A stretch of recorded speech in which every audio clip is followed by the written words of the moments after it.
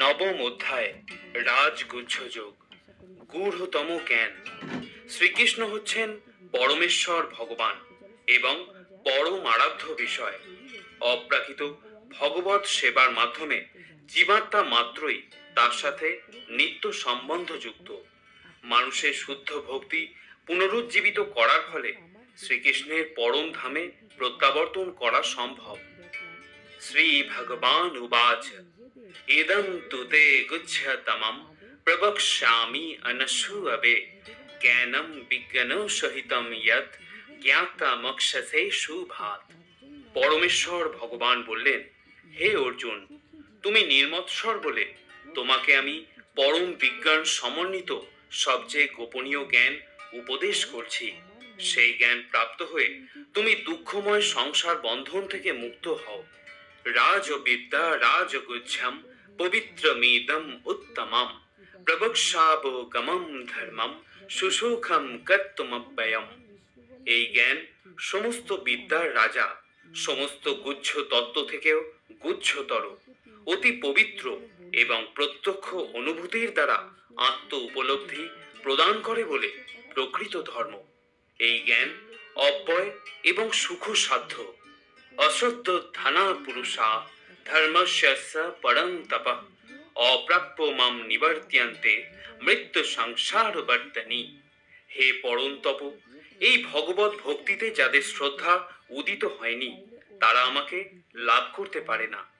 তাই তারা এই জড়জগতে জন্ম মৃত্যুর পথে ফিরে ফিরে আসে। ময়া তদ্মিদং সর্বম জগৎ ব্যক্ত মূর্তিনা মতস্থানি সর্বভূতানি না চাহম তেষু অবস্থিতা। অব্যক্ত রূপে আমি সমস্ত জগতে ব্যাপ্ত আছি। সমস্ত জীব আমাতেই অবস্থিত, কিন্তু আমি তাতে অবস্থিত নই। না চ মতস্থানি ভূতানি পশ্য মে যোগম ঐশ্বরম ভূত ভিন্ন চ ভূতস্থ মামাত্মা ভূত ভাবনা। যদিও সবকিছুই আমারই সৃষ্ট, তবুও তারা আমাতে অবস্থিত নয়। আমার যোগৈশ্বর্য দর্শন করো।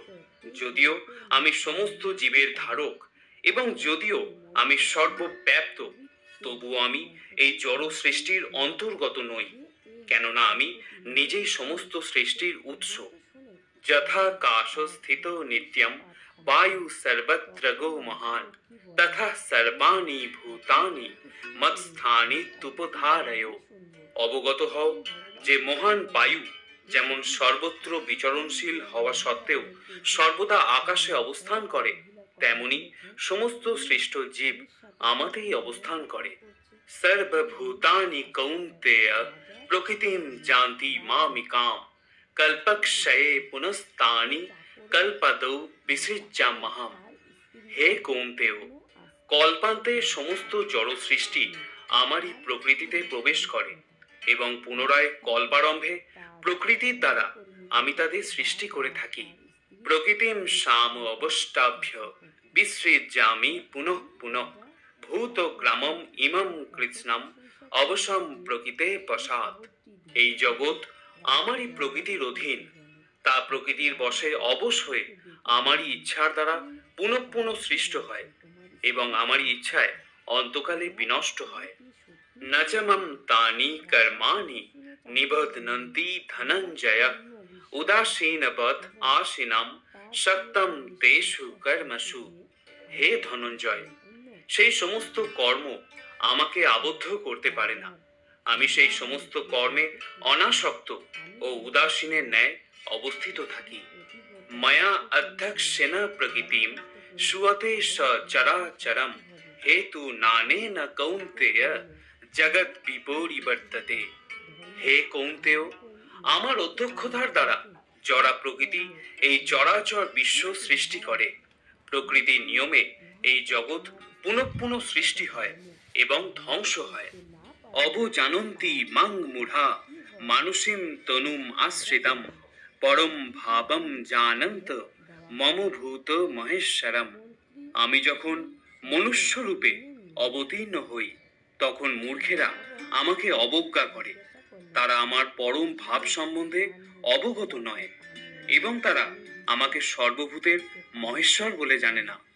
মোঘাসা মোঘ কর্মাণো মোঘ জ্ঞানা বিচেতস রাক্ষসীম আসুরিম চৈব প্রকৃতিম মোহিনীম শ্রিতা।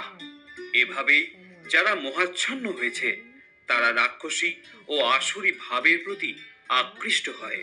সেই মোহাচ্ছন্ন অবস্থায় তাদের মুক্তি লাভের আশা, তাদের সকাম কর্ম এবং জ্ঞানের প্রয়াস সমস্তই ব্যর্থ হয়, সমস্তই ব্যর্থ হয়। মহৎ মানস তুমাম পার্থ দৈবীম প্রকৃতিম আশ্রিতা ভজন্তি অনন্য মনসো জ্ঞাতা ভূতাদিম বয়ম। হে পার্থ, মোহমুক্ত মহাত্মাগণ আমার দৈবী প্রকৃতিকে আশ্রয় করেন। তারা আমাকে সর্বভূতের আদি ও অব্যয় জেনে অনন্য চিত্তে আমারই ভজনা করেন। সততম কীর্তয়ন্ত মাম যতশ্চন্ত দৃঢ়ব্রতা নমস্যন্তশ্চ মাম ভক্ত্যা নিত্যযুক্তা উপাস্যতে। দৃঢ়ব্রত ও যত্নশীল হয়ে সর্বদা আমার মহিমা কীর্তন করে এবং আমাকে প্রণাম করে। এই সমস্ত মহাত্মারা নিরন্তর যুক্ত হয়ে ভক্তি সহকারে আমার উপাসনা করে। জ্ঞান যজ্ঞেন চাপন্যে যজন্ত মামুপাস্যতে একত্বেন পৃথক্ত্বেন বহুধা বিশ্বত মুখম। অন্য কেউ কেউ জ্ঞান যজ্ঞের দ্বারা অভেদ চিন্তাপূর্বক, কেউ কেউ বহুরূপে প্রকাশিত ভেদ চিন্তাপূর্বক এবং অন্য কেউ আমার বিশ্বরূপের উপাসনা করেন।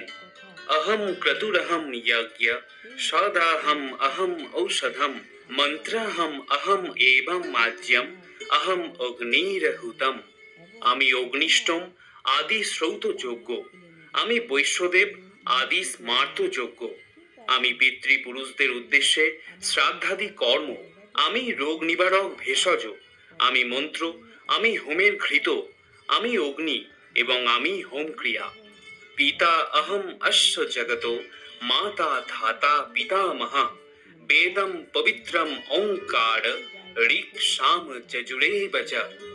আমি এই জগতের পিতা, মাতা, বিধাতা ও পিতামহ। আমি কেয় বস্তু, শোধনকারী এবং ওঙ্কার। আমি ঋক, সাম এবং যজুর্বেদ। গতির ভর্তা প্রভু সাক্ষী নিবাস শরণম সুহৃদ প্রভব প্রলয় স্থানম নিধনম বীজম অব্যয়ম। আমি সকলের গতি, ভর্তা, প্রভু, সাক্ষী, নিবাস, শরণ ও সুহৃদ। আমি উৎপত্তি, আমি বিনাশ, আমি স্থিতি, আমি আশ্রয় ও অব্যয় বীজ। তপাম্যহম অহম বর্ষম নিগৃহ্ণমুৎসৃজামি চ অমৃতম চৈব মৃত্যুশ্চ সদসচ্চাহম অর্জুনা। হে অর্জুন, আমি তাপ প্রদান করি এবং আমি বৃষ্টি বর্ষণ করি ও আকর্ষণ করি। আমি অমৃত এবং আমি মৃত্যু। জড় ও চেতন বস্তু উভয়ই আমার মধ্যে। ত্রৈবিদ্যমম সৌমোপাপূত পাপা যজ্ঞৈরিষ্টা স্বর্গতিম পার্থয়ন্তে তে পুণ্যমাসাদ্য সুরেন্দ্র লোকম অশ্নতি দিব্যান দিবি দেব ভোগান। ত্রিবেদগণ যজ্ঞানুষ্ঠান দ্বারা আমাকে আরাধনা করে যজ্ঞাবশিষ্ট সোমরস পান করে পাপমুক্ত হন এবং স্বর্গে গমন প্রার্থনা করেন। তারা পুণ্য কর্মের ফলস্বরূপ ইন্দ্রলোক লাভ করে দেবভোগ্য দিব্য স্বর্গসুখ উপভোগ করেন। তেতম ভক্তিয়া স্বর্গলোকম বিশালম ক্ষীণে পুণ্যে মর্তলোকম বিশন্তি এবং ত্রয়ী ধর্মমনু প্রপন্যা গতাগতম কাম কামা লভন্তে। তারা সেই বিপুল স্বর্গসুখ উপভোগ করে পুণ্য ক্ষয় হলে মর্তলোকে ফিরে আসেন। এভাবেই ত্রিবেদোক্ত ধর্মের অনুষ্ঠান করে ইন্দ্রিয় সুখ ভোগের আকাঙ্ক্ষী মানুষেরা সংসারে কেবলমাত্র বারংবার জন্ম মৃত্যু লাভ করে থাকেন। অনন্যশ্চিন্তয়ন্তু মাম যে জনা পর্যুপাসতে তেষাং নিত্যাভিযুক্তানাং যোগক্ষেমং বহামহাম। যোগক্ষেমং বহামহাম। অনন্য চিত্তে আমার চিন্তায় মগ্ন হয়ে পরিপূর্ণ ভক্তি সহকারে যারা সর্বদাই আমার উপাসনা করেন তাদের সমস্ত অপ্রাপ্ত বস্তু আমি বহন করে থাকি এবং তাদের প্রাপ্ত বস্তুর সংরক্ষণ করি। येऽपन्यो देवता भक्त्या यजन्ते श्रद्धयान्विता ते हपि मामेव कौन्तेय यजन्त বিধিপূর্বকম। হে কৌন্তেয়, যারা অন্য দেবতাদের ভক্তি এবং শ্রদ্ধা সহকারে তাদের পূজা করে, প্রকৃতপক্ষে তারা অবিধিপূর্বক আমারই পূজা করে। अहम हि सर्वयोग्यानां भोक्ता च प्रभुरेव च न तु मामोऽभिजानन्ति तत्त्वेनातश्च्यवन्ति ते। আমি সমস্ত যজ্ঞের ভোক্তা ও প্রভু, কিন্তু যারা আমার চিন্ময় স্বরূপ জানে না তারা আবার সংসার সমুদ্রে অধঃপতিত হয়।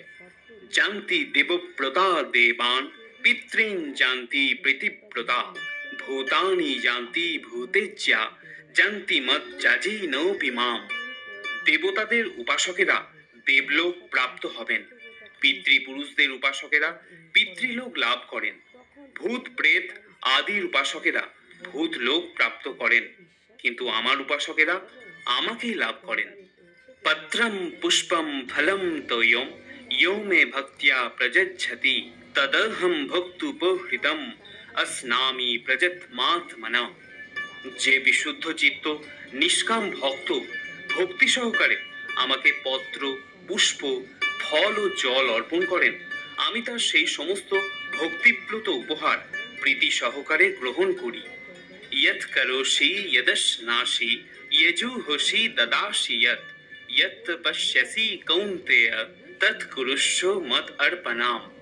হে কৌন্তেয়, তুমি যা অনুষ্ঠান করো, যা আহার করো, যা হোম করো, যা দান করো এবং যা তপস্যা করো, সেই সমস্তই আমাকে সমর্পণ করো।